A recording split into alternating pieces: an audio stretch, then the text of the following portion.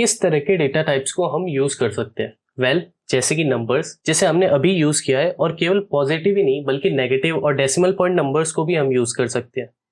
और most important, हम यहाँ पर डेसिमल प्लेसेस वाले नंबर्स को फ्लोट या फ्लोटिंग पॉइंट नंबर बोलते हैं, और बिना डेसिमल प्लेसेस वाले नंबर्स को इंटीजर्स। नाउ अब तुम नंबर्स को कोड के अंदर कहीं भी यूज कर सकते हो, जहां कहीं भी तुम नंबर्स के साथ वर्क करना चाहो। तुम केवल नंबर्स के साथ ही वर्क नहीं करोगे, बल्कि कई बार तुम्हें टेक्स्ट की भी जरूरत पड़ेगी। फॉर एग्जाम्पल, अगर तुम यूजर को कोई मैसेज दिखाना चाहते हो या फिर तुम लॉग्ड इन यूजर का नाम डिस्प्ले कराना चाहते हो, तो तुम्हें टेक्स्ट या फिर सो कॉल्ड स्ट्रिंग्स के साथ काम करना पड़ेगा। टेक्स्ट को हम स्ट्रिंग केवल जावास्क्रिप्ट में ही नहीं बल्कि बाकी दूसरी प्रोग्रामिंग लैंग्वेजेस के अंदर भी बोलते हैं। तो अब अगर मैं स्ट्रिंग बोलता हूं तो उसका मतलब टेक्स्ट है। नाउ जब तुम अपने टेक्स्ट को सिंगल कोट्स, डबल कोट्स या बैक टेक्स्ट के बीच में लिखोगे तो ये स्ट्रिंग में कन्वर्ट हो जाएगा। ये तीनों ऑप्शंस वैलिड स्ट्रिंग को क्रिएट करते हैं। तुम किसी भी तरीके को यूज कर सकते हो, लेकिन ये थर्ड ऑप्शन बैक टेक्स्ट, ये थोड़ा सा स्पेशल है। इसमें क्या स्पेशल है उस पर मैं अभी थोड़ी देर में आऊंगा। फिलहाल अभी के लिए तुम सिंगल कोट्स या डबल कोट्स यूज कर सकते हो, लेकिन जिसे भी यूज करो उसके साथ कंसिस्टेंट रहना और ऑलवेज उसे यूज करना। नाउ ये स्ट्रिंग्स बहुत ही इंपॉर्टेंट है। फॉर एग्जाम्पल,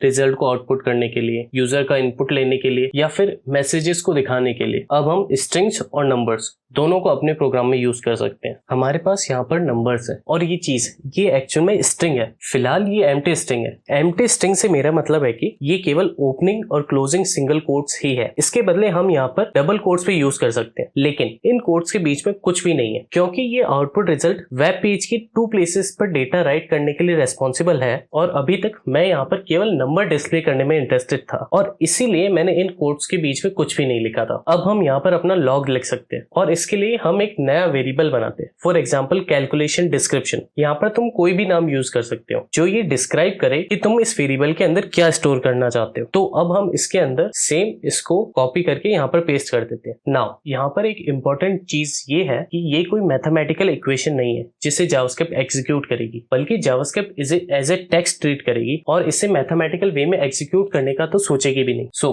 अब हम इसको आउटपुट रिजल्ट के अंदर पास कर देते हैं और जब तुम पेज को रीलोड करोगे तो तुम देखोगे कि ये केवल एक टेक्स्ट है जिसे हमने अभी एंटर किया था। ये मैथमेटिकल इक्वेशन की तरह दिख रहा है जिसे एग्जीक्यूट होना चाहिए था, लेकिन मैं यहाँ पर नंबर्स के बदले डबल कोट्स यूज कर रहा हूँ, इसलिए ये एग्जीक्यूट नहीं होगा। डबल कोट से मैं जावास्क्रिप्ट को ये बोल रहा हूँ कि ये एक स्टैटिक टेक्स्ट है और इसलिए इसे एग्जीक्यूट करने की कोई जरूरत नहीं है। इसके बदले मैं यहाँ पर कुछ और भी लिख सकता हूँ। फॉर एग्जाम्पल, हेलो गाइज, तो स्क्रीन पर भी हेलो गाइज ही डिस्प्ले होगा। और अगर मैं यहाँ पर करंट रिजल्ट को लिखूं तो जावास्क्रिप्ट इस वेरिएबल के अंदर देखेगा भी नहीं, बल्कि इसे एज ए स्ट्रिंग समझकर स्क्रीन पर लोड कर देगा। और अब मैं इस पेज को रीलोड करता हूं तो ये हमें वो वैल्यू नहीं देगा जो इस करंट रिजल्ट के अंदर स्टोर होगी, बल्कि करंट रिजल्ट को ही डायरेक्टली डिस्प्ले कर देगा। और अगर यहाँ तुम करंट रिजल्ट की वैल्यू को डिस्प्ले कराना चाहते हो तो तुम्हें यहाँ एक चीज करनी पड़ेगी जिसे हम कहते हैं स्ट्रिंग कॉन्कैटिनेशन। इसके अंदर तुम कुछ छोटी छोटी स्ट्रिंग्स को जोड़कर एक बड़ी स्ट्रिंग बनाते हो। फॉर एग्जाम्पल, अगर हम इसको ऐसे लिखते हैं तो जावास्क्रिप्ट इस वेरिएबल के अंदर की वैल्यू को गेट करेगी, देन दूसरे स्ट्रिंग के साथ कॉन्कैट करेगी, फिर इसका जो रिजल्ट आएगा वो होगा करंट रिजल्ट इज 14।